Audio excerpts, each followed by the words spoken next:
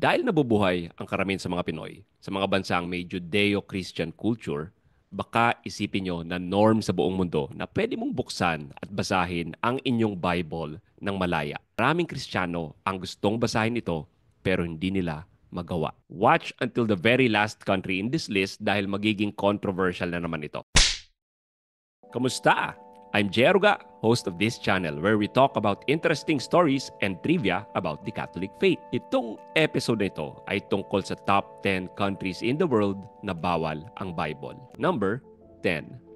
Maldives. Ang bansang ito ay sikat sa mga resorts at madalas puntahan ng mga celebrities na Pinoy. However, alam nyo ba na Islamic State ito at ang pag-import ng non-Islamic religious materials ay illegal dito. And yes, kasama sa mga religious materials na tinutukoy ko, ang Bible. Sabi nila, ox lang daw sa tourist magdala ng personal copy ng Bible. Pag-distribute lang ang forbidden.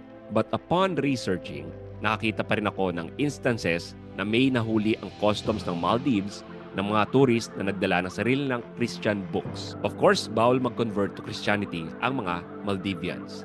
Doing so will lose your citizenship sa bansang ito. It's not fair! I don't get it! Number 9. Morocco. Hindi naman illegal ang Christianity sa Morocco.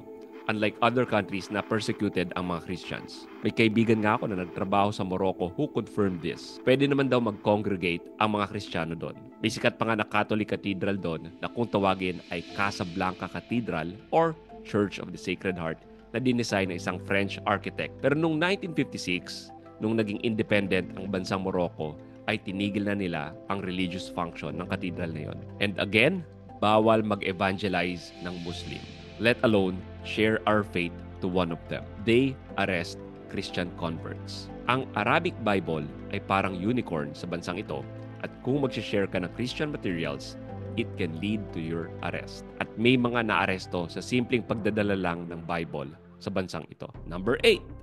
Brunei. Enforced ang strict interpretation ng Sharia law sa maliit na bansang ito. Ang pag-import ng Bibles ay bawal. Hindi lang yan, bawal din ang pag-celebrate ng Pasko. Kahit na ang pagsuot lang ng Santa hat. Kaya mag-ingat ka kung plus size ka. Huwag kang magsuot ng red sa Brunei. Baka mapagkamalan kang nag-cosplay ng Santa Claus. At dahil sa pag-adapt nila ng Sharia law, conversion to Christianity is now punishable by death penalty. Oh, that's not very nice. Number 7. Libya. May mahabang Christian history sa Libya since the early times. Si Simon of Cyrene is a Libyan, Cyrene being located in eastern Libya. However, sa current regime sa Libya, walang religious freedom ang mga Christians. At gaya ng iba pang bansa sa list na ito, converts from Islam to Christianity will face death. Giving away Bibles can also get you captured by some groups. Kaya kung Christian ka sa bansang ito at nais mo makapagnilay sa salita ng Diyos, sadly baka mapasabi ka ng, I will Libya. Just like what some Catholics were doing. They flee the country. Number 6. Algeria. Maraming simbahan na pinasara sa Algeria in recent years. Dahil sa nag-i-increase ang Christian conversion sa bansang ito, isinabatas nila ang ilimit ang religious freedom. And with it, pinagbawal ang pagprint ng Bible and other materials that can be used for evangelization. That place totally blows. If you're a Catholic Christian at mahal mo si Kristo at ang simbahan at nais mong mag-evangelize, kumari lang, baka pwedeng pasubscribe naman sa The J. Aruga Show channel para ma-share mo ang ating mga content. Let's connect at para makakonect din kayo sa iba pang mga like-minded Catholic Christians. While you're at it, paki-like na rin ang video at pakipindot ng notification bell. Mga bagay na ito ay makakatulong sa pagpapalaganap ng kaalaman sa mas marami pang tao na hindi alam na ito ang dinadanas ng ibang mga Kristiyano worldwide. Okay, let's continue. Number 5. Yeah, man! Isa sa mga most dangerous place to be as a Christian, ang Yemen. Almost zero na ang simbahan dito. Vinandalize at sinunog ang karamihan ng simbahan sa bansang ito.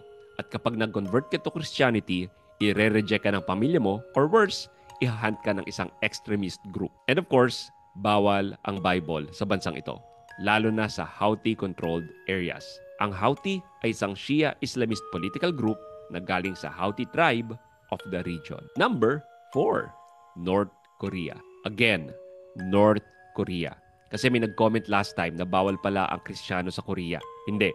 Sa South Korea, okay lang. Pero sa North, hindi. Dahil ang bansang ito, ang most oppressive country for Christians. Isang political crime ang mag-possess ng Bible dito na maaari mong ikakulong o ikamatay. Ito ay dahil threat sa authority ni Kuya Kim, hindi Atienza, but Jong-un, ang Christianity. Walang patawad ang rehimeng ito, matanda ka man o bata. Number 3, Iran.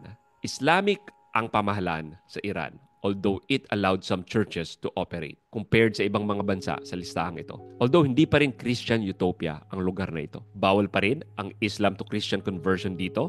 Makukulong ka kapag nag-convert ka. Pero hindi lang yan.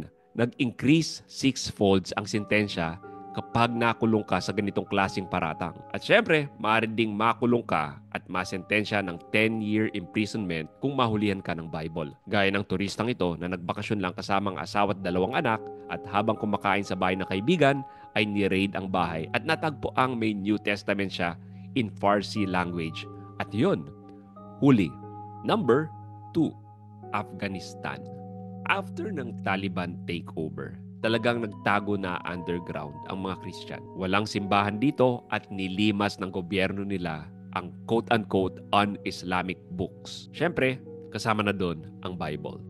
But the Taliban took it to the next level. Nag-door-to-door sila, hindi para mag-evangelize na maging personal Lord and Savior mo si Jesus Christ, kundi para i-check ang cellphone mo kung may Bible app doon. Kaya mas wais sila kaysa sa ibang mga bansa sa list. Ganun sila katoro. Kaya sila nasa number 2 ng listahang ito. Lastly, at number 1, in our previous list of top 10 worst countries for Catholics, nung nakasama ang bansang ito, maraming tumutol dahil marami daw ang Pinoy doon. Kaya ine-expect ko na maraming tututol dito. Dahil ang number 1 country where Bible is banned ay Saudi Arabia. Hear me out. Iba yung Katoliko ka lang na nasa Saudi dun sa Katoliko kang nagpa-practice ng faith mo. Codified na prohibited and restricted import ang religious books. At ito ay dahil sa Wahhabi Islamic law. Pwede magdala ng isang personal Bible sa Saudi kung magtatrabaho ka doon.